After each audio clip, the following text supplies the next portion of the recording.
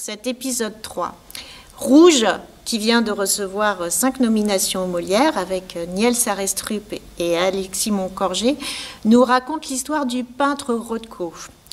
Comme Andy Warhol, comme Jackson Pollock, ce peintre est très très réputé aux États-Unis et ses toiles se vendent des millions et des millions.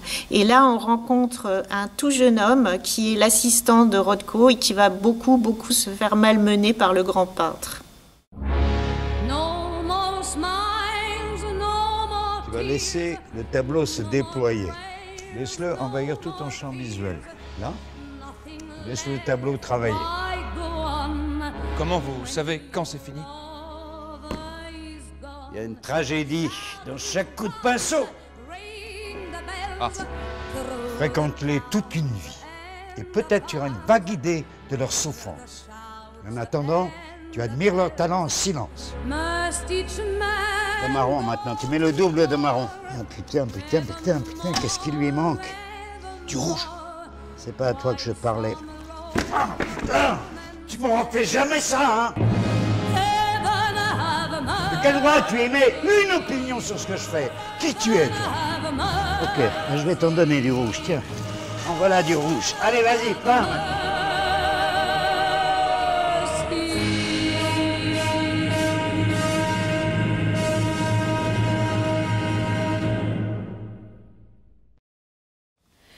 Un roi sans réponse.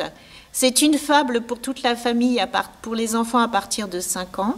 Vous allez découvrir ce que les femmes souhaitent le plus au monde. C'est la question qui est posée au roi et qui détermine son avenir. Ce spectacle est sous-titré, est présenté, est illustré par un comédien en langage des signes. C'est extraordinaire. Qu'est-ce que les femmes désirent le plus au monde? Un jour, un roi sanguinaire et violent a posé cette question à mon ancêtre, qui était son voisin, le roi du plus beau pays du monde. S'il ne trouvait pas la réponse à cette question, au bout d'un an jour pour jour, le roi sanguinaire le tuerait et envahirait son pays.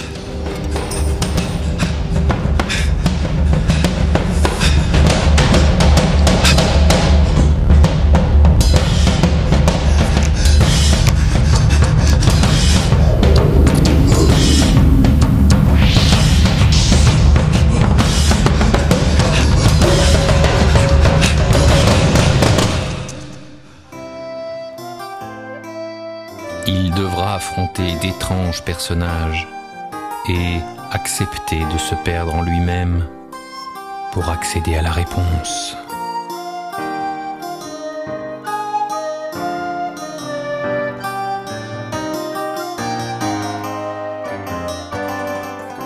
La double inconstance de Marivaux.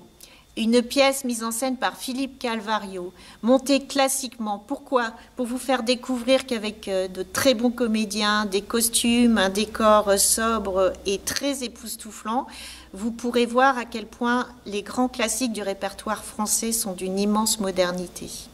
Sylvia plaît donc au prince, et il voudrait lui plaire avant que de l'épouser. L'amour qu'elle a pour vous fait obstacle à celui qu'il tâche de lui donner pour lui. Qu'il fasse donc l'amour ailleurs.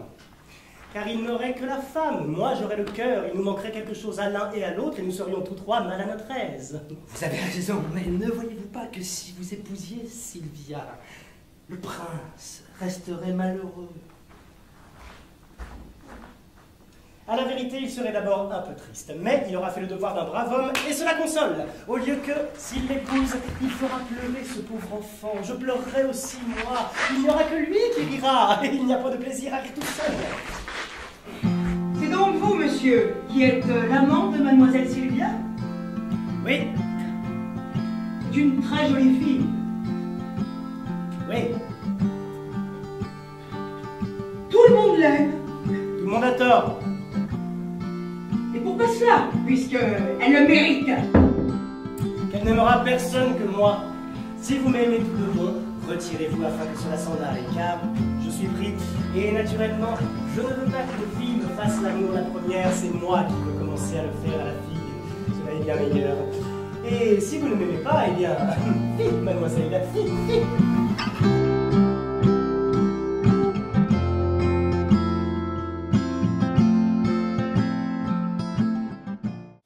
Nous sommes à 2 doigts des fêtes de Noël. Il fallait donc vous proposer une comédie. Des plans sur la comète, c'est une comédie de Tristan Petit-Gérard qui vous raconte l'histoire d'une jeune femme en conflit avec son père.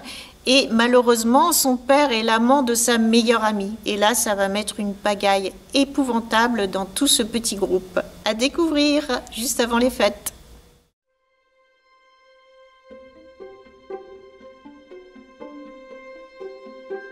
Alors, qui est ce mystérieux inconnu qui te rend si heureuse?